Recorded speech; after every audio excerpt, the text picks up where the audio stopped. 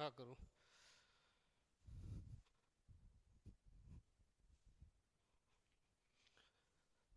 All are you good morning. आज हम previous class की जो डिमांड थ्योरी थी, मांग सिद्धांत, जो पीछे पड़ा था उसको हम आगे बढ़ाते हुए आज मांग की लोच की जो श्रेणियां हैं, यानी जो टॉपिक चल रहा था वो मांग सिद्धांत चल रहा था। मांग सिद्धांत का हमने पूरा एक व्यवस्थित क्रम में सारा अध्ययन किया था, स्टेप बाय स्टेप। तो उसी क्रम में आज अगली जो इसका पॉइंट है, वो बिंदु है जो उसमें हमने मांग की लोच की श्रेणियां,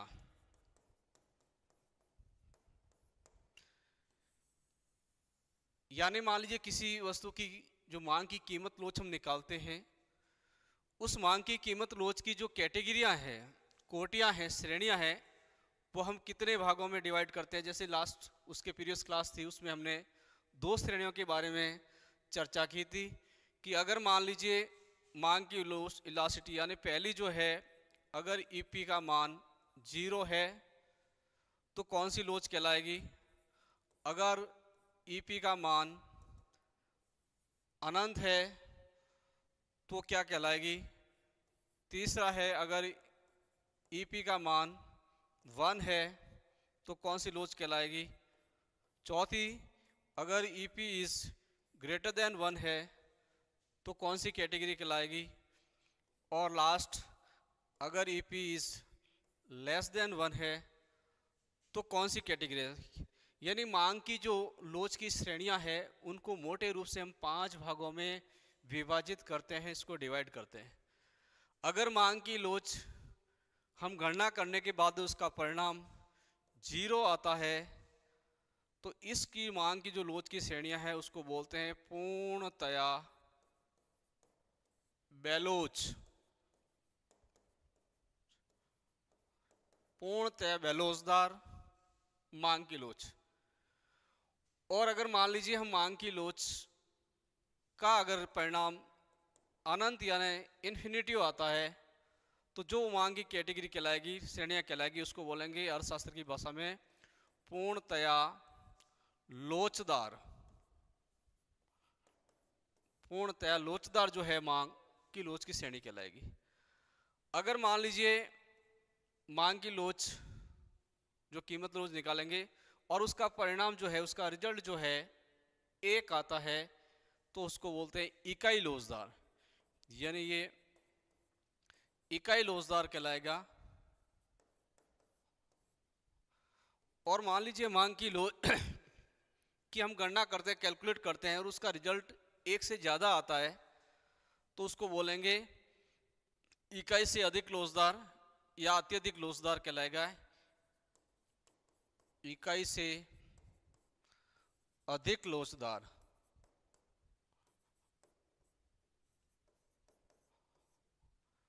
और मान लीजिए उसका रिजल्ट 1 से कम आता है, परिणाम उसका जैसे मान लीजिए निकालते हैं रिजल्ट, तो इसको बोलेंगे इकाई से कम। इकाई से कम लोचदार। यानी इसके ये 5 इसकी श्रेणियां कहलाएगी, 5 कहलाएगी, जिसमें मैंने बताया था पहले दोनों जो होती है ये सैद्धांतिक श्रेणियां होती है और ये पीछे जो 3 बचती है ये व्यवहारिक मांग की लोच की श्रेणियां कहलाती है। ऐसा ये व्यवहार में नहीं पाया जाता, लेकिन तीनों का जो है रिजल्ट जनरली व्यवहार में पाया जाता है। ये दोनों एक्सट्रीम कंडीशन कहलाती है, अंतरिम अवस्था कहलाती है कि मान लीजिए किसी भी लोच का रिजल्ट जैसे 0 आ रहा है या इन्फिनिटी है तो सारी कैटेगरी जो है उसी के आधार पर जो है इसका निर्धारण करेंगे।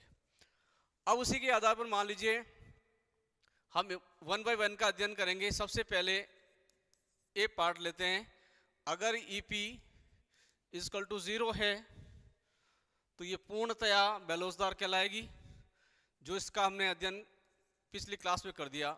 और अगर ईपी का रिजल्ट इन्फिनिटिव आ रहा है, अनंत आ रहा है, तो ये पूर्णतया लोचदार कहलाएगी। इन दोनों को हमने चर्चा कर ली है। तो ये दोनों जो है कैटेगरी, इसको बोलते हैं सैद्धांतिक, ये केवल सिद्धांत के अंदर पाया जाता है, व्यवहार में ऐसा नहीं पाया जाता है। अब तीसरी कैटेगरी है, जैसे मान लीजिए अगर ईपी का परिणाम 1 आता है, इसको बोलते हैं इकाई लोचदार।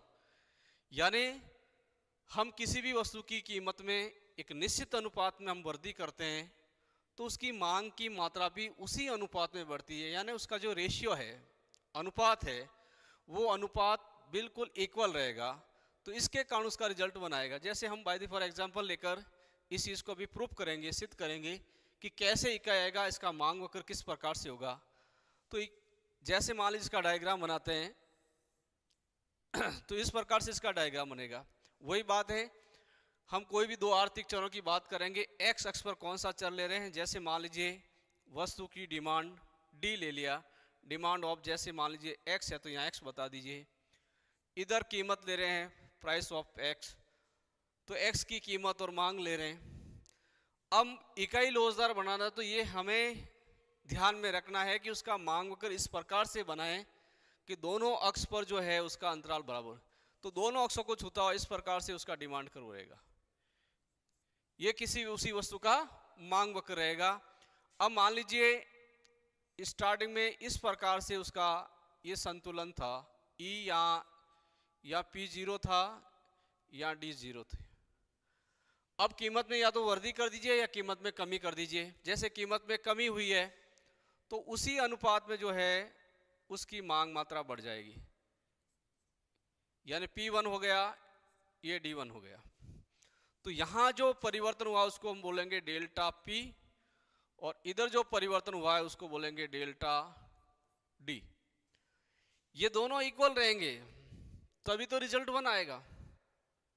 एक कैसे आएगा कि मान लीजिए किसी वस्तु की कीमत में 10% की कमी कर दी गई तो उसकी मांग मात्रा 10% बढ़ जाएगी, तभी उसका जो अनुपात है, रेशियो है, जो चेंजेज आ रहा है वो 1 के बराबर आ रहा है।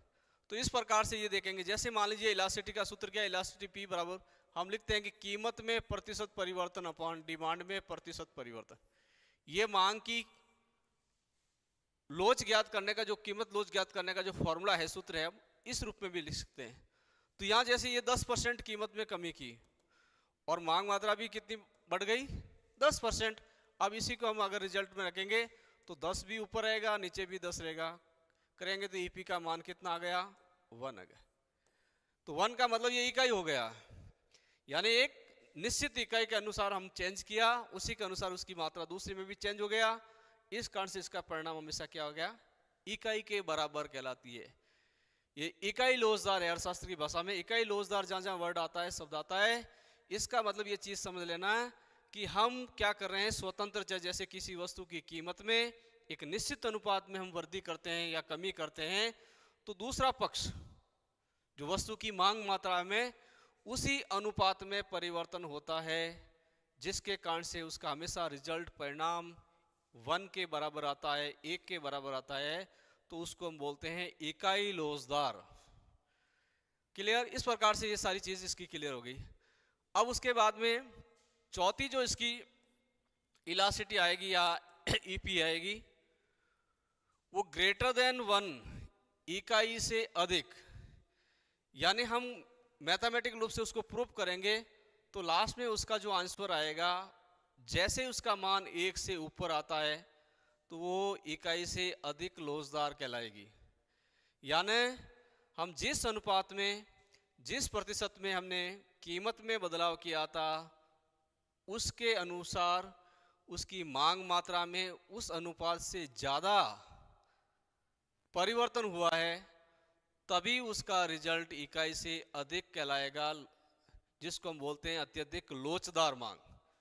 लोचदार का मतलब है उससे ज़्यादा बन रहे हैं, यानी उसका रिजल्ट जो 1 से इन्फिनिटी के बीच रहेगा, ज़्यादा रहेगा, 1 से इकाई से ज़्यादा रहेगा, तो वो इकाई से अधिक लोचदार कहलाएगा। तो इस प्रकार से जो है चौथी कैटेगरी यानी ईपी इज ग्रेटर देन 1,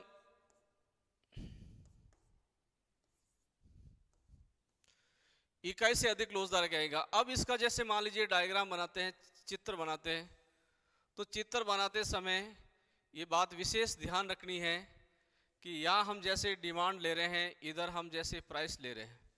ये जैसे मान लीजिए एक्स वस्तु का है तो ये भी एक्स वस्तु की कीमत मान लीजिए। अब हमें मांग वक्र इस प्रकार से बनाना है कि कीमत का जो डिफरेंस है वो कम आना चाहिए और मांग का डिफरेंस ज़्यादा आना चाहिए, तभी जाकर जो है इसका ग्राफ सही रहेगा। तो अत्यधिक में लोचदार, इसका मतलब उसका फ्लैटर बनाना, डिमांड को जो बनाना वो कैसे बनाना है, फ्लैटर बनाना है, इस प्रकार से मांग वक्र बनाना है। क्योंकि ऑटोमेटिक इसके अंदर जो भी चेंजेस आएगा उस चेंजेस के आधार पर ही हम परफेक्टली पता कर लेंगे कि भाई इसमें किस प्रकार से जो परिवर्तन हुआ है। अगर कीमत में इस प्रकार से चेंज हुआ तो ये जो डिफरेंस है इस डिफरेंस से कम है, यानी ये पहले P0 था, ये P1 हुआ, ये जो चेंज हुआ वो D जैसे पहले 0 था और ये D 1 हो गया। ये जो चेंजेस था ये मांग की मात्रा कीमत के अनुपात में ज़्यादा बढ़ी है, इसीलिए उसका रिजल्ट इकाई से अधिक आया है। यानी यहाँ उपभोक्ता पहले संतुलन में था, अब होकर E1 पर चला गया। तो ये जो है डेल्टा P और ये है डेल्टा D, या Q भी लिख सकते हैं अपन, वो एक ही बात है। समझाने के लिए मैंने बार बार ये D वर्ड लिया गया है, D इसका लेटर लिया गया है ताकि आपको कहीं कन्फ्यूजन पैदा नहीं है। किताबों में जनरली Q लिया गया है, उस Q को आप अच्छी तरह से समझ लें। अब देखिए यहाँ delta D is a greater than delta P है, तभी इकाई से ज्यादा आ जाएगा। जैसे मान लीजिए ये बाय द फॉर एग्जांपल मान लीजिए किसी एक्स वस्तु की, जैसे मेरे हाथ में मार्कर है, तो मार्कर की कीमत में 10% का चेंजेज है, उसकी कीमत में बदलाव आया, यानी कीमतें बढ़ गई या कीमतें घट गई। परिवर्तन का मतलब दोनों डायरेक्शन में ले सकते हैं। तो जैसे 10% कीमतें बढ़ी तो मांग पर क्या प्रभाव पड़ा, वस्तु की जो उसकी मार्कर की जो मांग है वो मांग कितनी परसेंट बढ़ गई, 20% का बदलाव हो गया। अब इन दोनों मानों को हम फॉर्मूला को दोनों सूत्र के अंदर रखेंगे तो ऑटोमेटिक जो रिजल्ट आएगा वो रिजल्ट आएगा 1 से ज्यादा, यानी इसके गैप से ही अपन को पता चल रहा है कि इसकी अपेक्षा ये गैप ज्यादा है, यानी मांग में जो परिवर्तन आया है वो कीमत की अपेक्षा ज्यादा आया है, जिसके कारण ही हम उसको क्या कहेंगे, इकाई से अधिक लोचदार। अर्थात एक इकाई कीमत में परिवर्तन किया तो उसकी मांग मात्रा में 1 से अधिक का परिवर्तन आया, इसीलिए इसको क्या कहेंगे, EP इज ग्रेटर देन 1, यानी एक इकाई से वो ज्यादा है। अब जैसे मान लीजिए इसको फॉर्मूले में रखेंगे, EP का सूत्र क्या है, जैसे डायरेक्ट लिखेंगे कीमत में प्रतिशत परिवर्तन अपॉन डिमांड में प्रतिशत परिवर्तन, यही तो उसका मीनिंग है, यही उसका फॉर्मूला है। मांग की लोच कहते हैं किसको, कि किसी वस्तु की कीमत में प्रतिशत परिवर्तन होने के कारण या फलस्वरूप उस वस्तु की मांग मात्रा में भी प्रतिशत परिवर्तन की जो माप की जाती है, जो मेजरमेंट किया जाता है, उस मेजरमेंट को ही हम मांग की कीमत लोच कहेंगे। एज ए जो मैंने वर्ड बोले हैं उसको हमने सूत्र में लिख दिया, ये कीमत में प्रतिशत परिवर्तन है, ये उस वस्तु की मांग मात्रा में प्रतिशत परिवर्तन है शॉर्ट में। अब इसी के आधार पर ये दोनों मान है, इस मान को इसी फॉर्मूले में रखता हूँ। डिमांड में कितना प्रतिशत परिवर्तन है, 20% का, कीमत में कितना है, 10 का। अब देखिए इसको, तो EP का मान जो है, इलास्टिसिटी का मान कितना आ गया है, 2 आ गया। अब जो 2 है वो 1 से ज्यादा है, इसलिए इसको बोलेंगे इकाई से अधिक लोचदार, यानी EP is a greater than 1, कि ये जो इलास्टिसिटी का मान यहाँ निकला हुआ है, ये इलास्टिसिटी का मान 1 से अधिक है। 1 से अधिक होते ही क्या हो जाए, अत्यधिक लोचदार भी कह सकते हैं अपन इसको, या इकाई से अधिक लोचदार कह सकते हैं। ये मांग की लोच की श्रेणी की ये चौथी श्रेणी है। कौन सी श्रेणी है, चौथी कैटेगरी है, जिसको इस प्रकार से अपन माप सकते हैं सूत्र और उसकी न्यूमेरिकल एग्जांपल के माध्यम से। अब नेक्स्ट एंड लास्ट बची है इसकी लेस देन वाली, यानी EP इज लेस देन 1, इसको बोलेंगे इकाई से कम लोचदार। ये कौन सी कैटेगरी कहलाएगी, या बेलोचदार भी कह सकते हैं इसको, जनरली उसको लोचदार कहते हैं तो इसको बेलोचदार कह सकते हैं। तो ये इकाई से कम लोचदार या बेलोच भी कह सकते हैं इसको, पूर्णतः बेलोज वाला तो 0 है, और ये 0 और 1 के बीच का जो मान आएगा वो इकाई से कम लोचदार कहलाएगा। इस प्रकार के घटे जैसे ही इकाई से कम लोचदार है तो सीधा सा मतलब जो है इसका डायग्राम बनेगा। वो कैसा बनेगा कि हमें डायग्राम बनाते समय इस बात का विशेष ध्यान रखना है कि हम जिस अनुपात के अंदर हम कीमत में बदलाव कर रहे हैं उसी अनुपात में उस वस्तु की मांग मात्रा नहीं बदल रही है, उससे कम बदल रही है, जिसके कारण से उसका रिजल्ट 1 से कम आता है, यानी इकाई से कम लोचदार कहलाता है। तो जनरली ये दिमाग में लेकर इकाई से कम लोचदार होता है तो उसका मांग वक्र जो है बेलोचदार बनाना है।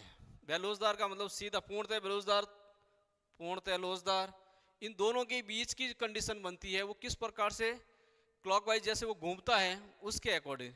तो हमें क्या करना है, अत्यधिक जो है बेलोचदार मांग बनाना, तो मांग वक्र को थोड़ा खड़ा बनाइए, इस प्रकार से बनाएंगे तो ये क्या हो जाएगा, पूर्णतः बेलोचदार तो है नहीं, उससे कम हो जाएगा, तो ये इकाई से कम हो जाएगा। यानी जैसे इसमें हम मापेंगे तो इस प्रकार का जो बदलाव आया है,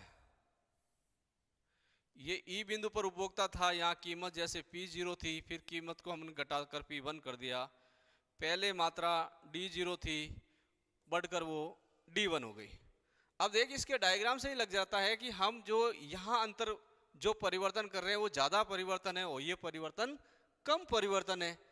तो ये इस डायग्राम से वो निकल के आ जाएगा कि जैसे मान लीजिए किसी वस्तु की कीमत में हम 20% का बदलाव कर रहे हैं, कितना परसेंट का कर रहे हैं, 20% उसकी कीमतों को चेंज कर रहे हैं, या तो बढ़ा रहे हैं या घटा रहे हैं। जैसे डायग्राम में घटाया हमने, यानी मान लीजिए मेरे हाथ में मार्कर है, इस मार्कर की कीमत में हम 20% की कमी करते हैं तो इसकी मांग जो है वो बढ़नी चाहिए, लेकिन कितनी बढ़नी चाहिए, अगर इकाई से कम है तो 20% से डेफिनेटली वो कम बढ़ेगी।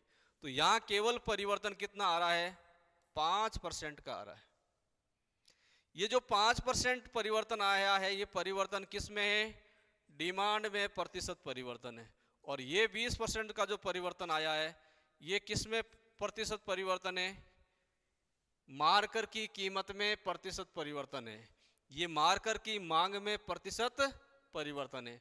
ये मार्कर की कीमत में 20% का परिवर्तन किसका है, कमी का है। और ये 5% का जो परिवर्तन है उसकी मांग मात्रा में वृद्धि का है, क्योंकि मांग का नियम क्या बताता है, दोनों के बीच में इनवर्स रिलेशन की बात करता है, उल्टी बात करता है, विपरीत संबंध की बात करता है, ऋणात्मक संबंध की बात करता है, नकारात्मक संबंध की बात करता है।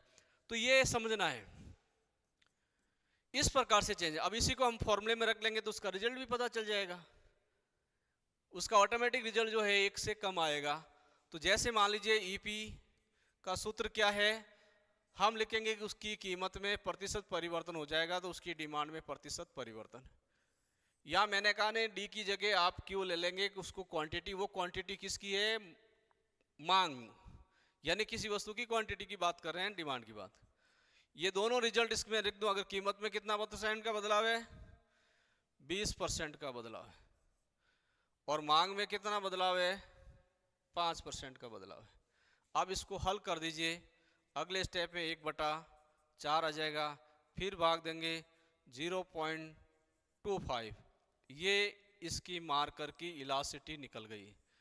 अब 0.25 है, ये 1 से ज़्यादा है, 1 से कम है, 1 से कम है, इसलिए इकाई से कम लोचदार कहलाएगी। ये जो रिजल्ट आएगा, ये जो परिवर्तन आएगा, ये परिवर्तन क्या कहलाएगा, इकाई से कम लोचदार है। यानी जो रिजल्ट आ रहा है ये रिजल्ट है वो 1 से कम है, यही रिजल्ट है 0.25। ये 0.25 जो है क्या है, 1 से कम है, इसलिए हम इसके बीच में जो साइन बता रहे हैं वो लेस देन। लेस देन का मतलब है इस इकाई से ये मान कम है, ये इसका मतलब ऐसी वस्तुओं की मांग की कीमत लोच को हम बोलेंगे बेलोचदार या इकाई से कम लोचदार। पूर्णतः बेलोचदार नहीं कहलाएंगे, पूर्णतः बेलोचदार का मतलब तो पूरा ठूंठ की तरह खड़ा रहेगा और उसका रिजल्ट 0 रहेगा। ये बीच की कंडीशन है, इसलिए इसको हम इकाई से कम लोचदार या अथवा बेलोजदार मांग भी कह सकते हैं। अधिकांश किताबों में बेलोजदार मांग का मतलब यही रहेगा। इस प्रकार से एक कंप्लीट रूप से जो है डिमांड थ्योरी के अंदर हम अलग अलग स्टेप चरणबद्ध रूप से क्रमिक रूप से सबसे पहले डिमांड यानी मांग क्या है, उसका अर्थ यानी उसकी डेफिनेशन क्या है, उसके बाद में डिमांड फंक्शन क्या है यानी मांग फलन क्या है, किसको कहेंगे, कौन कौन से मांग के निर्धारक चर है, वो सारा डिटेल पढ़ेंगे। अगर एक इंडिविजुअल वस्तु की बात करते हैं तो वो व्यक्तिगत मांग वक्र कहलाएगा या व्यक्तिगत मांग अनुसूची कहलाएगी, यानी व्यक्तिगत मांग अनुसूची होगी उसको हम ग्राफ पर डिराइव करेंगे तो व्यक्तिगत मांग वक्र बन जाएगा। अब उसी कीमत पर मान लीजिए हम दो वस्तुओं की बात करेंगे, उसका क्षैतिज योग करेंगे तो वो बाजार मांग अनुसूची बन जाएगी और उसी को हम ग्राफ पर डिराइव करेंगे तो बाजार का मांग वक्र बन जाएगा। तो ये छोटी छोटी टर्मिनोलॉजी है इसमें पूरी डिमांड थ्योरी के अंदर यानी मांग के सिद्धांत के अंदर ये सारी पढ़ते हैं। उसके बाद में मांग का नियम क्या है, मांग के नियम का क्या इतिहास रहा है, मार्शल महोदय ने किस प्रकार से मांग के नियम को डेफिनेशन जो इसको डिफाइन किया था। उसके बाद में उसके पूर्वगामी जो अर्थशास्त्री आए थे हिक्स एलन महोदय, उन्होंने डिमांड कर्व में जो है डिमांड फंक्शन कैसा लिया, उस प्रकार से वो किस प्रकार से उनके मांग को निर्धारित करने वाले चरों को इंडिकेट किया। तो वो क्रम रूप से चल रहा। और आधुनिक यानी मॉडर्न मांग फलन क्या है, कौन कौन से मांग को निर्धारित करने वाले चर है उनके बारे में अध्ययन किया था। फिर मांग में संकुचन अथवा विस्तार क्या होता है उसका हमने अध्ययन किया कि संकुचन विस्तार कैसे होता है। किसी एक ही मांग वक्र पर जो ऊपर से नीचे गमन करना ही मांग में संकुचन अथवा विस्तार होता है और ये किसके कारण होता है, उस वस्तु की स्वयं की कीमत में बदलाव के कारण। उसी के जस्ट बाद में अगला स्टेप होता है मांग में कमी अथवा वृद्धि, इंक्रीज और डिक्रीजिंग की जब बात आती है तो उस वस्तु की स्वयं की कीमत को हम भूल जाते हैं। उसके अलावा जो मांग के अन्य निर्धारक चर है जैसे संबंधित वस्तुओं की कीमत, उपभोक्ता की आय, इन चरों में बदलाव के कारण अगर उसका मांग वक्र शिफ्ट हो जाता है, शिफ्ट इन डिमांड करूँ, जहाँ इंक्रीज और डिक्रीज की बात आती है तो हमेशा एक कंसेप्ट दिमाग में रखना है कि उस वस्तु का मांग वक्र बदल जाता है, उसी मांग वक्र पर उपभोक्ता नहीं रहता है। तो वो सारी चीज़ें हमने देखी। उसके बाद में मांग की लोच के प्रकार हमने देखे, मांग की कीमत लोच क्या है, मांग की तिरछी अथवा आड़ी लोच क्या है, मांग की आय लोच क्या है। ये सारा फॉर्मूला सूत्र और नंबरिकल सवाल करने के बाद लास्ट स्टेप इसका आया था कि मांग की लोच की श्रेणियाँ, इसकी कैटेगरियाँ जो है, कोटियाँ कौन कौन सी है। ये पांचों कोटियों का डेफिनेशन और उसका सूत्र फॉर्मूले और नंबरिकल सवाल करके सारी चीज़ को हमने क्लियर कर दिया है। कहीं भी ऐसे क्यूरीज नहीं छोड़ी है कि जहाँ आपको कहीं डाउट की समस्या उत्पन्न होती है। उसके बावजूद भी अगर मान लीजिए कहीं ना कहीं आप किसी टॉपिक से रिलेटेड कहीं ना कहीं आपके दिमाग में ऐसा कीड़ा होता है या आपको ऐसा लगता है कि यहाँ कोई पजल्स है या कहीं यहाँ कन्फ्यूजन की स्थिति है तो आप ज़रूर इसमें कमेंट्स डालें बार बार, ताकि उस चीज़ों को सारी हम आइडेंटिफाई करके उसको जो है सॉल्यूशन करेंगे, क्यूरी करेंगे, इसमें कोई दिक्कत आने वाली नहीं है। अब इसी का एक लास्ट स्टेप बचता है जिसको हम बोलते हैं माप यानी मांग की लोच। मांग की लोच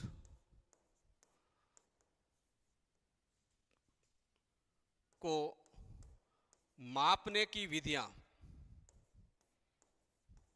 मापने की विधियां, मेथड क्या क्या है इसके, यानी हम इलास्टिसिटी को जो मापते हैं, मेजरमेंट करते हैं, उनके मेथड कौन कौन से हैं। तो मांग की लोच को मापने की मोटे रूप से 3 विधियां हैं।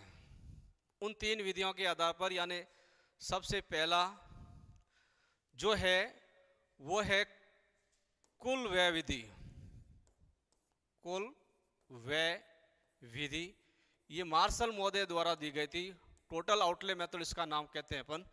कुल व्यय विधि, इसके द्वारा भी जो है मांग की कीमत की लोच को मापा जाता है, मेथड मापा जाता है। सेकंड उसका जो मापने का है उसको बोलते हैं हम ज्योमिति विधि। ज्योमिति विधि, ज्योमेट्रिकल जो मेथड्स है उसके माध्यम से भी हम मांग की कीमत लोच को कैसे कैटेगराइज कर, उसको कैसे मापते हैं।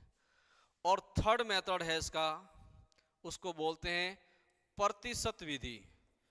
प्रतिशत या ऑब्लिक, इसको हम आनुपातिक भी कह सकते हैं, आनुपातिक विधि। इन तीनों मेथड से मांग की कीमत रोज को हम माप सकते हैं। इनके अलग अलग सारा जो सिस्टम है वो दिया गया है कि कुल व्यय विधि किसको कहेंगे। इसके बाद में डायग्राम देख के साथ स्पष्ट करेंगे कि किस प्रकार से। सबसे पहले इसने मार्शन मॉडल में आउटले मेथड को लिया गया है, कुल व्यय विधि को लिया गया है, और ये जनरली कई किताबों में जो है इसका ज़्यादा डिटेल नहीं दिया गया, लेकिन इसमें एग्जाम में बहुत ज़्यादा क्वेश्चंस रहते हैं। इसलिए इस मेथड का एक कंसेप्ट के आधार पर एक ही डायग्राम से सारी चीज़ इसको क्लियर कर लेंगे ताकि किसी प्रकार सा दिक्कत नहीं आएगा। तो सबसे 1 बाय 1 करते हैं कि सबसे पहले हम टोटल आउटले मेथड लेते हैं। पहली जो विधि है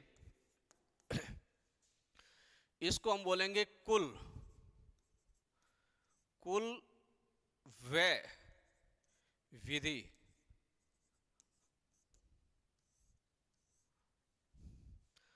यानी ये मार्शल मॉडल दिया गया है। अब ये कीमत और व्यय के साथ में लोच को मापता है।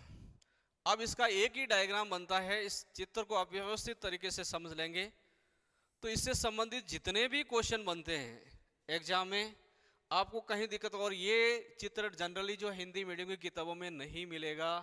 ये हमारे द्वारा बहुत ज़्यादा रिसर्च करने के बाद हमारे गुरुजी द्वारा बताया गया, और ये मैं बार बार जहाँ जहाँ क्लासें लेता हूँ क्लासों में के अंदर बताता हूँ, और इसी एक डायग्राम से ये सारी चीज़ क्लियर हो जाती है।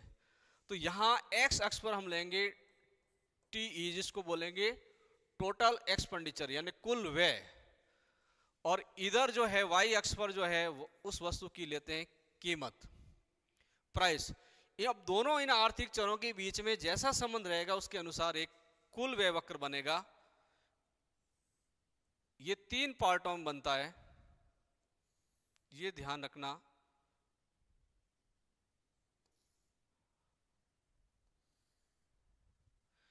ये ई वक्र है जिसको बोलेंगे कुल व्यय वक्र। बस मेन इसी चित्र को ध्यान में रखना। ये इस चित्र के जो 3 शेप है, तीनों के आधार पर ये ई से लेकर, जैसे मान लीजिए इसको मैं ले लेता हूं आर बिंदु, इसको ले लेता हूं मैं एस बिंदु, आप कोई भी ले लीजिए। तो ई से लेकर आर तक जो है ये मांग की कीमत लोच है वो लेस देन 1 होती है, इकाई से कम होती है। और यहां जो होता है वो ईपी इजकल टू इक्वल 1 होता है, इकाई 1। और यहां जो होता है ईपी इज ग्रेटर देन 1 होता है। बस ये 3 जो स्टेप बने हैं, तीनों के आधार पर इसमें निष्कर्ष। इस डायग्राम से बाहर कहीं नहीं जाना है। इसको देखकर भी सारी जितनी भी क्यूरीज है वो सारी क्लियर कर लेना है कि मांग की कीमत लोच, कुल व्यय और कीमत में क्या संबंध रहेगा। सबसे ज्यादा कंफ्यूजन करने वाली चीजें यहाँ होती है। तो ई से लेकर जो आर बिंदु है, यहाँ से जो कुल व्यय वक्र है वो एक धनात्मक ढाल का ऊपर की तरफ बढ़ता हुआ होता है, जिसके अंदर जैसे मान लीजिए मैं इस अक्ष पर कीमत लेता हूं और इधर कुल व्यय लेता हूं।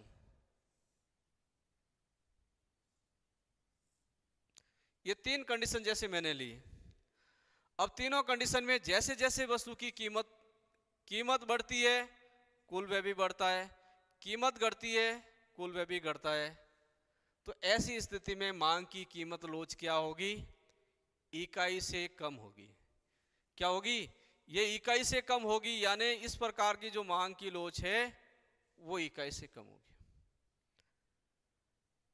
यानी जैसे क्वेश्चन आता है यदि किसी वस्तु की कीमत में वृद्धि होने पर कुल व्यय भी बढ़ जाता है तो ऐसी स्थिति में मांग की कीमत लोच क्या होगी? ऑप्शन ए इकाई से अधिक, ऑप्शन बी इकाई के बराबर, ऑप्शन सी इकाई से कम, ऑप्शन डी उपरोक्त सभी।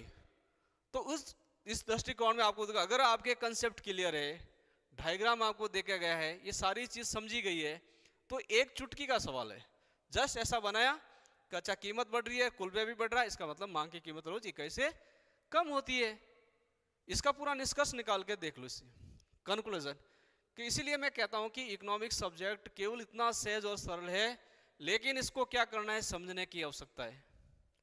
आपके जब तक कंसेप्ट क्लियर नहीं होंगे, आप लोग कोशिश कर लीजिए बड़े से बढ़िया किताबें ले आइए, कुछ भी कर दीजिए, सारे चीज करेंगे, लास्ट के अंदर वहीं जब एग्जाम में जाएंगे सब हौच पौच हो जाएंगे और गुड़ गोबर हो जाएगा। क्योंकि उसमें आपकी ट्रांसपेरेंसी नहीं रहेगी। आपका अगर मान लीजिए टॉपिक है वो क्लियर नहीं है तो कुछ काम का ही नहीं है, क्योंकि इतने कन्फ्यूजन है कि कहीं ना कहीं आप चीज़ को पकड़ नहीं पाओगे। तो ये सिंपल सी बात है, पहली चीज़ जैसे मैंने बताई। अब दूसरी बात, जैसे आर से लेकर एस तक का जो स्पेस है, जो कुल वह बिल्कुल पूर्णतः बेलोजदार है, यानी वाई अक्ष के समांतर है। अब इसके अंदर जैसे कीमत में हम बढ़ा रहे हैं, कीमत को हम घटा रहे हैं, और कीमत में जो भी परिवर्तन कर रहे हैं, कुल व्यय बिल्कुल स्थिर रहेगा, यानी ये बिल्कुल कांस्टेंट है। कुल व्यय पर कोई प्रभाव नहीं पड़ रहा है, कोई फर्क नहीं पड़ रहा है। यदि किसी वस्तु की कीमत में वृद्धि करने पर या यदि उस वस्तु की कीमत में कमी करने पर कुल व्यय स्थिर रहता है, कांस्टेंट रहता है, कोई परिवर्तन नहीं आता है, तो ऐसी स्थिति में मांग की कीमत लोच हमेशा क्या रहेगी? इकाई रहेगी, यानी उसकी प्राइस इलास्टिसिटी क्या रहेगी? 1 के बराबर रहेगी। कब रहेगी? कि कीमत में परिवर्तन, यानी कीमत बढ़ाने पर अथवा कीमत घटाने पर। यानी मान लीजिए बाजार के अंदर किसी वस्तु की कीमत 10% बढ़ जाती है या 10% घट जाती है, लेकिन उसका कुल व्यय अपरिवर्तित रहता है, बदलता ही नहीं है, स्थिर रहता है, कांस्टेंट रहता है। ऐसी कंडीशन में उस वस्तु की मांग की कीमत लोच हमेशा हमेशा इकाई रहेगी। ये जैसे अब तीसरे स्पेस की बात करते हैं, जहां पर ये ऋणात्मक ढाल का वक्र रहता है, कि अगर मान लीजिए किसी वस्तु की कीमत में कमी करने पर कुल व्यय पहले की अपेक्षा बढ़ता है, तो ऐसी स्थिति में जो है मांग की कीमत लोच क्या होगी? यानी कीमत अथवा कुल व्यय के बीच में नकारात्मक संबंध रहेगा, विपरीत संबंध रहेगा, ऋणात्मक संबंध रहेगा। तो ऐसी स्थिति में उस वस्तु की मांग की कीमत लोच इकाई से अधिक रहेगी। ये फिक्स दिमाग के अंदर बैठा लो। तो ये जैसे मान लीजिए कमांड मैंने बताया, इसको हो सकता है खोल के आप तीनों को अलग अलग पार्टों में भी जैसे छोटे छोटे डायग्राम में बना देता हूँ। ये अलग ले लीजिए, जैसे इस पर टी और इधर पर जो है पी ले लीजिए। अगर मान लीजिए इस प्रकार सा ई वक्र है, तो यहाँ ई पी क्या हो जाएगी? Greater than 1। ये ए डायग्राम। बी डायग्राम के अंदर क्या हो जाएगा? अगर मान लीजिए इस प्रकार से मैं कुल व्यय वक्र ले लेता हूँ, इधर टोटल एक्सपेंडिचर है एक्स अक्ष पर और इधर कीमत है, तो ऐसी स्थिति में जो है ये ईपी क्या हो जाएगी? इकाई हो जाएगी, या ईपी जो भी है। और तीसरा डायग्राम इस प्रकार से बन जाएगा, कैसा? धनात्मक ढाल का है। ये एक्स पर वही टोटल एक्सपेंडिचर, इधर प्राइस है। अब देख लीजिए यहाँ पर स्थिति जो है वो ईपी क्या हो जाएगी? लेस देन 1 हो जाएगी। यानी इसी चित्र को मैंने 3 पार्टों में अलग अलग करके भी देख लिया, समझा लिया। कमेंट बनाओ तो ऐसा बना लीजिए, नहीं अलग खोल लीजिए। अब उसमें देख लीजिए, जैसे मान लीजिए ये अगर कीमत में कमी करेंगे तो इसकी मांग बढ़ जाएगी, कमी कर वृद्धि करके देख लीजिए, कमी करके देख लीजिए। तो कीमत और कुल व्यय के बीच में कैसा संबंध है? विपरीत संबंध है या उल्टा संबंध है। तो ऐसी स्थिति में यानी किसी वस्तु की कीमत में वृद्धि होने पर उसका कुल व्यय घट जाता है, या किसी वस्तु की कीमत में कमी होने पर उसका कुल व्यय बढ़ जाता है। तो ऐसी स्थिति में मांग की कीमत लोच क्या होगी? तो ऐसी स्थिति में मांग की कीमत लोच इकाई से अधिक कहलाएगी। और जैसे मान लीजिए दूसरी कंडीशन में, अगर मान लीजिए इस प्रकार सा वक्र है, अगर कीमत में मान लीजिए 10% का बदलाव कर दिया गया और कुल व्यय नहीं बदला है, कुल व्यय पर अपरिवर्तित रहा है, कांस्टेंट रहा, स्थिर रहा है, तो ऐसी कंडीशन में यानी ऐसी दशा के अंदर मांग की कीमत लोच क्या होगी? तो मांग की कीमत लोच हमेशा इकाई रहेगी। इकाई तब रहेगी जब कीमत में बदलाव करने के बावजूद भी कुल व्यय पर कोई प्रभाव नहीं पड़ता है, कोई फर्क नहीं पड़ता है, पहले जैसी स्थिति के अंदर रहता है। तो ऐसी स्थिति में मांग की कीमत लोच हमेशा इकाई ही कहलाएगी। ये फिक्स बात कर लेना। तीसरी कंडीशन, जैसे अगर कीमत बढ़ती है और कुल व्यय भी बढ़ता है, कीमत घटती है और कुल व्यय भी घटता है, यानी दोनों चरों का एक ही डायरेक्शन में बदलाव हो रहा है, चेंज हो रहा है, ऐसी स्थिति में वह मांग की कीमत लोच इकाई से कम कहलाएगी। ये पूरा मेथड जो है लोच के मापने के लिए जो मार्शल महोदय द्वारा दिया गया है, इसको बोलते हैं कुल व्यय विधि, टोटल एक्सपेंडिचर मेथड कहलाता है, टोटल आउटले मेथड कहलाता है। तो ये इस प्रकार से पूरा एक ही मोटा रूप से इसको डायग्राम को पकड़ के बैठ जाना और इसी बातों को सब सार गर्भित करके पेश कर दीजिए, कहीं भी कोई दिक्कत नहीं आएगी, सारी चीज से निकल के निकलेगी। अब जैसे मैंने पूरा बताया है, अब सारी चीजें यहाँ बताने पाने, बाकी इसकी जो है एक तालिका बना के उसका निष्कर्ष निकाल दो, टोटल सारे चर ले लो, उसमें कीमत ले लो, डिमांड ले लो, इलास्टिसिटी ले लो, टोटल व्यय ले लो, चारों चरों को जैसा डायग्राम है उसके अनुसार सेट कर लो। थोड़ा अपने हिसाब से इसको अपने अकॉर्डिंग, जैसे सारी चीज़ आपने समझ ली है, अब इसको अपने अनुसार कैसे इसको सेट करें वो व्यवस्थित, जब तक आप में थोड़ी मेहनत करनी पड़ेगी, मेहनत करने के बाद ये सारी चीज़ें क्लियर हो जाएगी, कहीं भी किसी प्रकार की कोई दिक्कत नहीं आएगी। तो ये है मार्शल महोदय द्वारा जो आउटले मेथड दिया गया है कि मांग की कीमत को लोचने के लिए कुल व्यय विधि किस प्रकार से रहेगी। अब नेक्स्ट इसकी सेकंड मेथड रहेगा, इसका वो मेथड है ज्योमिति, यानी मांग की कीमत लोच को ज्योमिति विधि, ज्योमेट्रिकल मेथड्स के द्वारा भी मांग की कीमत लोच लेंगे। अब ये सीधा सा मतलब है छोटी क्लासों के अंदर इसमें एक ही डायग्राम के आधार पर जो है ये सारी चीज आप समझ लीजिए। इधर हम डिमांड लेते हैं, इधर हम प्राइस लेते हैं, एक सिंपल सी जो है रेखा इस प्रकार से खींचेगी और इनके प्रत्येक बिंदु पर मांग की जो लोच है वो अलग अलग होगी, ऐसा सिद्ध करके बताएगा। जैसे बिल्कुल इसके बीचों बीच में हम लंब डालते हैं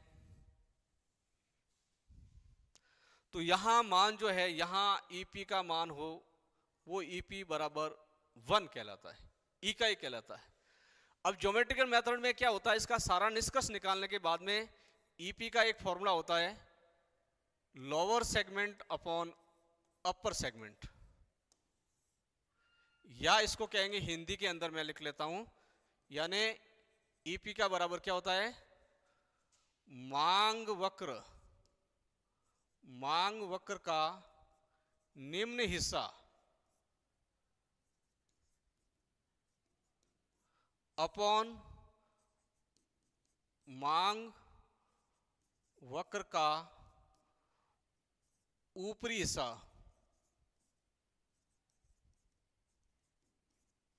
यानी लोअर सेगमेंट का मतलब मांग वक्र का निम्न हिस्सा, अपर सेगमेंट का मतलब मांग वक्र का ऊपरी हिस्सा, इसके अकॉर्डिंग इसको निकाल के रखना है। तो यहां जैसे मान लीजिए छोटी क्लासों में हम पढ़ा कि भाई ये एक ट्राइंगल है, ये एक भी ट्राइंगल है, दोनों त्रिभुज है। अब ये कैसे हैं कि ये कोण और ये कोण दोनों बराबर है, ये भुजा और ये भुजा बराबर है, ये लंब और ये लंब बराबर है। तो किसी भी त्रिभुज के अंदर 4-5 चीजें ऐसी समान मिलती जाती है, इसका मतलब ये जो एरिया है इस एरिया के बराबर रहता है। ये हम ज्योमेट्रिकल से सिद्ध करते हैं।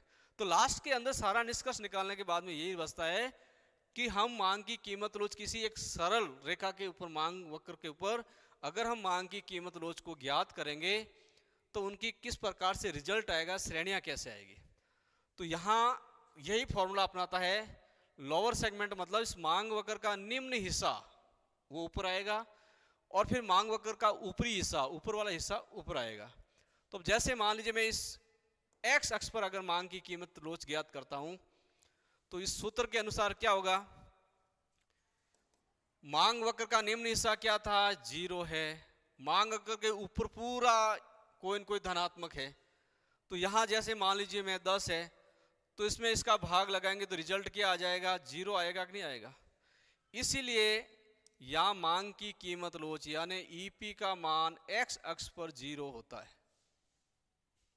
अब यहां हो रहा है इकाई और इस अक्ष पर मापा जाता है, मान लीजिए इस अक्ष पर मापो तो जस्ट क्या हो जाएगा, मांग वक्र का निम्न हिस्सा कौन सा है, ये पूरा का पूरा 10 मांग वक्र का निम्न हिस्सा है, यानी ईपी का मान क्या हो जाएगा, यहां 10 हो जाएगा और ऊपरी हिस्सा कुछ नहीं है, ये 0 है।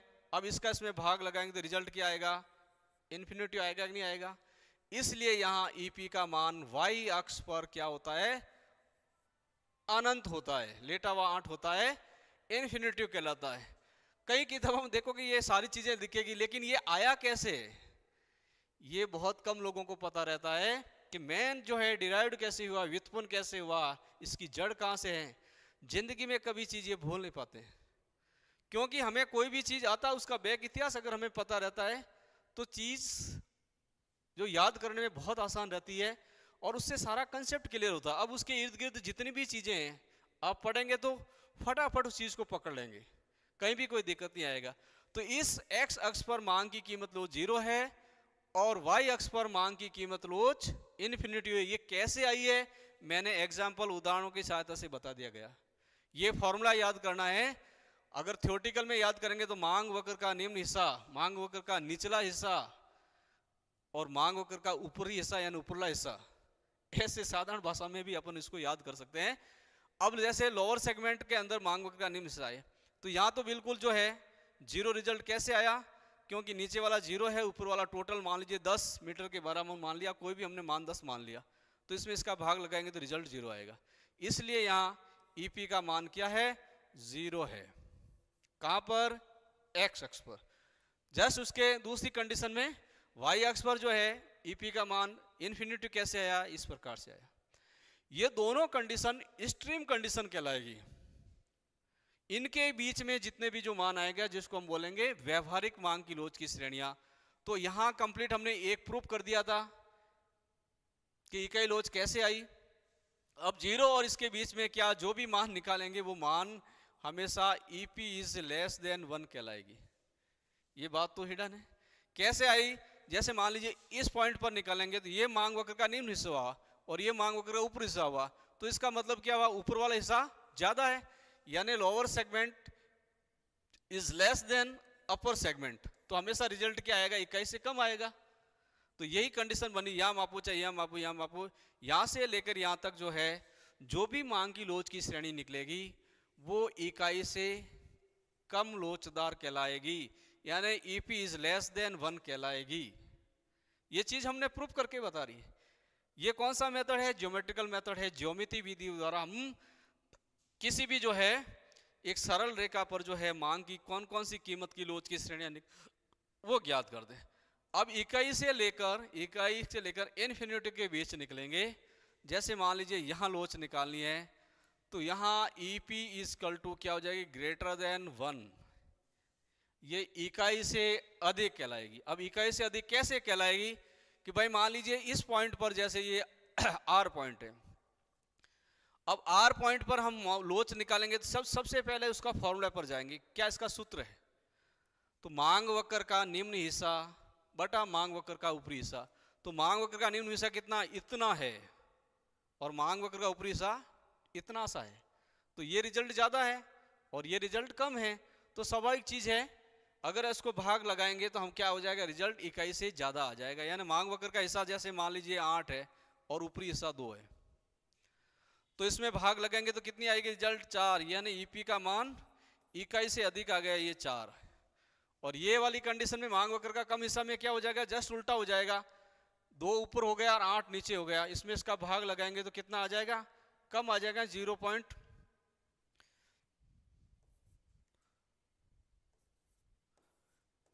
ये आ गया, 0.25 आ गया। तो ये इकाई से कम लोच कहलाएगी, और यहाँ 4 यहाँ 4 आ रहा है तो ये इकाई से अधिक कहलाएगी। जैसे इसके पहले हमने जस्ट पढ़ा था मांग की लोच की श्रेणियां, तो ये 5 श्रेणियां कैसे निकली, एक सरल मांग वक्र पर, सरल मांग रेखा पर जो है किस प्रकार से मांग की लोच निकलती है, ज्योमिति विधि द्वारा। ये ज्योमेट्रिकल मेथड के आधार पर हमने इस पर एक लंब डालकर जो है ये चीज सिद्ध किया। क्योंकि दोनों ट्राइंगल बन रहे हैं, दोनों सर्वांग सम है, इक्वल है। इक्वल कैसे है कि भाई ये एंगल यानी ये कोण दोनों के बराबर है, ये इसका आधार और ये इसका आधार बराबर है, इसलिए ये लंब और ये लंब दोनों बराबर है, तो ये रेखा भी इस रेखा के बराबर हो जाएगी, ऐसा हम निकालते हैं। तो जनरली ये दोनों सो है इक्वल हो गया, इसलिए इसका सर्वांग सम। तो ये मांग की लोच को मापने का जो सेकंड मेथड है, ज्योमेट्रिकल मेथड, इस प्रकार से डायग्राम बनाकर ये 5 मांग की लोच की श्रेणियां कैसे निकलेगी बिल्कुल गणितीय रूप दृष्टिकोण से, और सारा मैंने एकदम व्यवस्थित फॉर्मूला सूत्र बनाकर सारी चीज समझा दी गई। अब आप कोई भी किताब उठाकर देख लीजिए, अब जाके देखिए इस किताब को और इसको पढ़िए, आपको कहीं भी जो है ऐसी कठिनाइयां महसूस नहीं होगी, बिल्कुल सहज लगेगा। इसका एक ही कारण है कि कोई भी मेथड हम बता रहे हैं, कोई भी चीज कंसेप्ट बता रहे हैं, वो आप लोगों के यानी हमारे कितने क्लियर है, हम किस दृष्टिकोण से उसको जो है पेश कर रहे हैं, उसी के आधार पर ये सारा होता है। तो कोई भी मेथड को जो है डिलीवर कैसे किया जाता है, वही एक मेन आधार है। तो हमेशा जो है मेरा शुरू से यही रहा है कि आप शॉर्टकट मत अपनाओ, हमेशा कोई भी चीज़ ऐसे सिलेबस कम कर लो, लेकिन जो चीज़ की है वो परफेक्टली करो, कहीं भी कोई दिक्कत नहीं आएगा। जैसे मान लीजिए 80% सिलेबस मैंने इकोनॉमिक्स का बढ़िया तरीके से तैयार कर लिया है, तो डेफिनेट मान लीजिए आप जो है 90 से ऊपर परसेंट लेके आओगे। और मान लीजिए सारा सिलेबस पढ़ने की कोशिश किया लेकिन क्लियर एक भी नहीं है, तो पूरा सुपड़ा साफ है, फिर कुछ भी नहीं हो सकता है। तो इसीलिए जो द्वितीय श्रेणी के एग्जाम की परीक्षा की तैयारी कर रहे हैं, उनके 20 में से कम क्वेश्चन अटेंड होना, 2-3 पर वो आके कैसे गिरते हैं, इसी कारण से गिरते हैं। ललचाते हुए प्रश्न तो लग रहा है कि मेरा सही हो जाएगा सही हो जाएगा, लेकिन एट लास्ट तक जब तक उसका कंसेप्ट क्लियर नहीं होता है, क्योंकि क्वेश्चन गहरा होता है, तभी जाकर वो सारी चीजें निकलती है। ऊपर से ये सारी चीजें देखने से नहीं निकलती है। तो इन बातों का विशेष ध्यान रखेंगे। अब उसका नेक्स्ट थर्ड मेथड बचता है इसका, उसको बोलते हैं प्रतिशत विधि। प्रतिशत विधि या इसको बोलते हैं आनुपातिक, यानी अनुपात, राशनल मेथड जिसको बोलते हैं, अनुपातिक विधि, परसेंटेज मेथड या रेशनल, उसको यानी जिस रेशियो में हम कीमत में परिवर्तन कर रहे हैं उसी फॉर्मूला से। तो इसमें से सीधा मतलब है वही फॉर्मूला निकलेगा।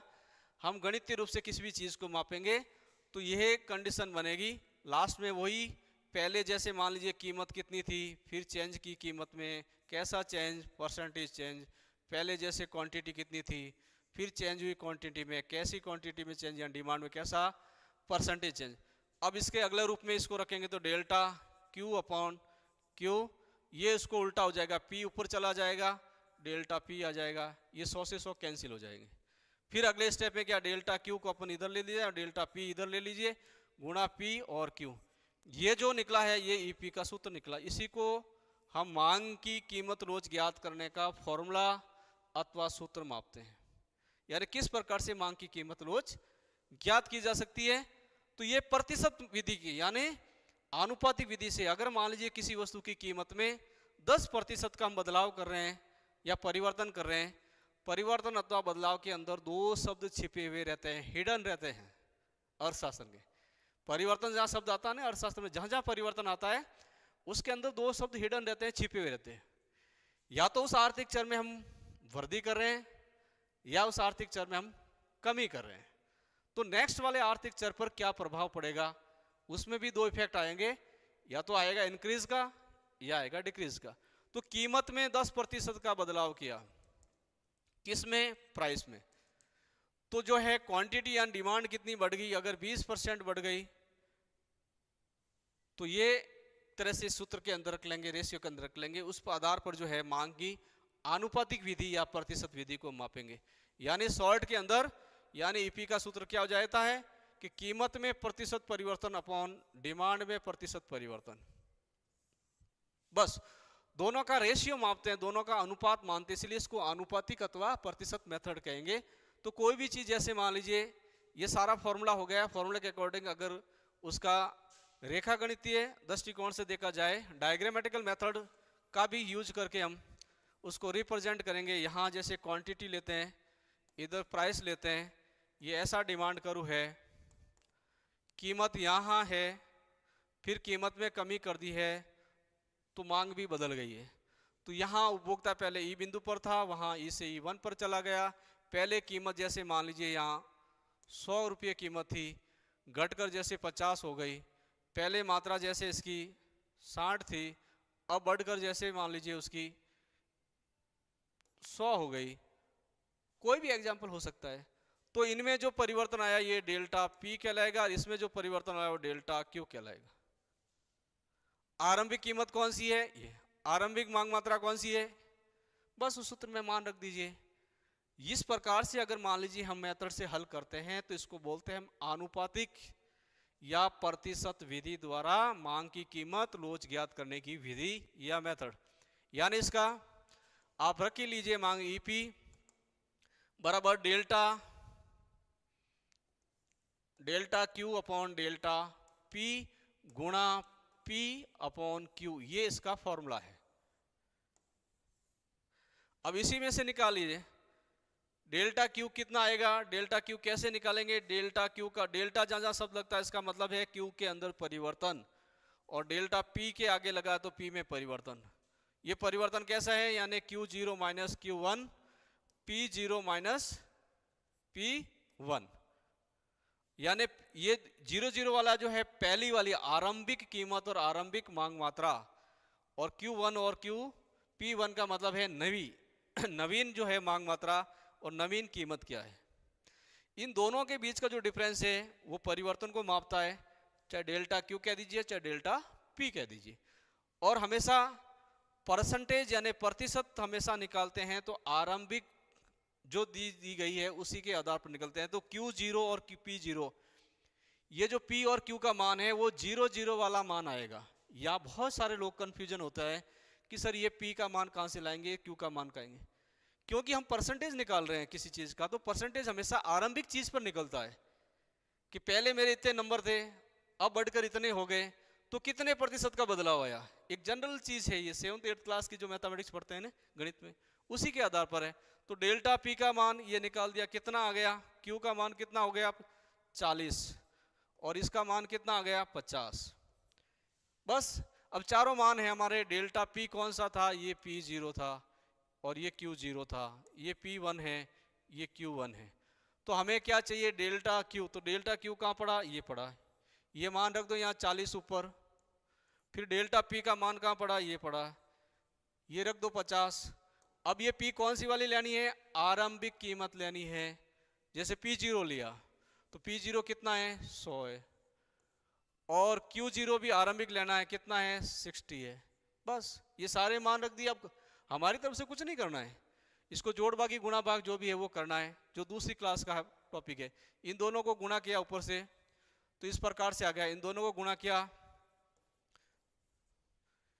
अब ये 3 शून्य से 3 चला गया, 4/3 आ गया। अब इसमें भाग लगाया तो 1.33 आ गई, ये इलास्टिसिटी आ गई, ये ईपी आ गई। ईपी का मान क्या है? 1.33। अब ये रिजल्ट देखकर जो मैंने बताया है, कभी कभी पूछे जाता है क्वेश्चन को और एडवांस करने के लिए कि ये लोच कैसी लोच है। तो जब भी रिजल्ट 1 से ज्यादा आता है तो मैंने बार बार कहा था ऐसी लोच को बोलते हैं लोचदार, या अत्यधिक लोचदार, या इकाई से अधिक लोचदार। ये 3 नाम है इसके। तो 1.33 का जब मान आया तो ये इकाई से अधिक लोचदार कहलाएगी, यानी 1 से अधिक लोचदार कहलाएगी। इस प्रकार से इसका रिजल्ट आएगा। तो ये सारा जो मेथड्स बताया गया है, इसके मेथड के अंदर प्रतिशत या अनुपातिक विधि, जिसके आधार पर ये पूरा हम जो है किस विधि का एग्जाम में कोई भी क्वेश्चन पूछ लिया जाता है, कैसे भी पूछ लिया जाता है, तो सारी पहले इसके सिद्धांत और थ्योरी मैंने आपके सामने रिप्रेजेंट किया है, फिर सारे क्वेश्चन निकाले गए हैं, फिर इसका डायग्राम बना के सारी चीज़ें बताई गई है। तो कहीं भी ऐसा क्लू नहीं छोड़ा गया है कि जहाँ पर आपको कहीं न कहीं समस्या पैदा होती है।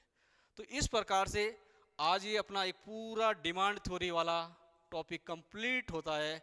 सबसे पहले स्टार्टिंग करते हैं कि डिमांड थ्योरी यानी अर्थशास्त्र यानी माइक्रो इकोनॉमिक्स का बहुत बड़ा टॉपिक है, जो सेकेंड ग्रेड के सिलेबस में पूरा दिया गया है।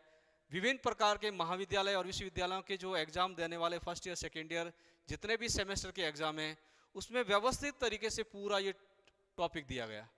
तो ये कंप्लीटली ये सारी मैंने बताई छोटी छोटी चीज़ें, और व्यवस्थित अपने शब्दों के अंदर कैसे हम इसको लिख सकते हैं, पढ़ सकते हैं। अब ये सारे पढ़ने के बाद में, सारी क्लासों को देखने के बाद में, जब कोई भी आप किताब उठा के देखेंगे तो आप जरूर इन क्लासों को याद करेंगे कि हमें एक रास्ता बता दिया। इतने पहले जैसे मान लीजिए एक कमरा था, अब बंद कमरा है, बंद कमरा भी कहाँ से खुलेगा, कैसे खुलेगा, दिमाग के अंदर एक फोबिया था बहुत बड़ा, एक हुआ था कि ये टॉपिक बहुत हार्ड है, कैसे समझे। लेकिन हमने उसकी चाबी बताई, जैसे ही रूम के अंदर जाए तो सारी चीज़ें आपने सोचा कि जैसा हमने अनुमान लगाया था वैसा का वैसा है। खिड़कियाँ है, विंडो है, अलमारी है, फैन है, पंखा है, इसमें तो कोई दिक्कत नहीं हो रही है। जैसे जैसे हमने बताया वैसे वैसे आप चलते जाओगे तो किसी प्रकार की समस्या नहीं आएगी। तो एक बार इनका पूरा जो मेन टॉपिक दिया गया है कि सबसे पहले इसकी शुरुआत करनी है, व्हाट इज डिमांड, मांग क्या है।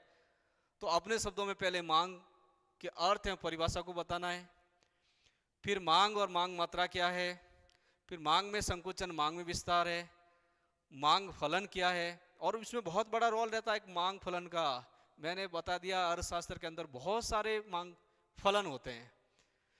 फलन के आधार पर यानी एक थीम, ट्रेंड मिल जाता है हमें कि किस प्रकार से सारी चीज़ों को हम हल करेंगे। तो जहाँ मैंने फलन का मतलब क्या होता है, दो चर होते हैं, हमेशा फिक्स करने, सारे फलन आएंगे आगे टॉपिक में भी, कई भी आएंगे जिंदगी के अंदर। कोई भी जैसे फंक्शन दिया गया है, बाहीं और यानी बराबर के इधर जो चर दिए जाते हैं उनको हम स्वतंत्र चर करते हैं, बराबर के इधर जो चर होते हैं इसको हम आश्रित या परतंत्र चर कहते हैं। हमेशा कोई भी परिवर्तन यानी एक्शन, क्रिया जो होती है वो स्वतंत्र चर में होती है, फिर उसका इफेक्ट, जो भी प्रभाव आता है वो आश्रित चरों पर हम मापते हैं।